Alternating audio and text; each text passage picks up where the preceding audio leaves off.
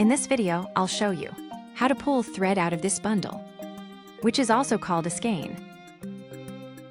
So many people end up messing up the whole bundle, and then it becomes difficult to manage the thread.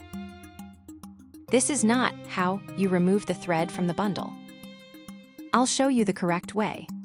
It's a very simple trick. We'll take our thread bundle in hand, and this thread has two open ends. So we'll find both of them. Here, that's the second one here.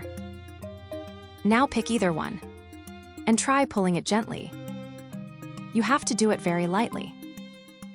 And just keep removing as much thread as you want from the skein.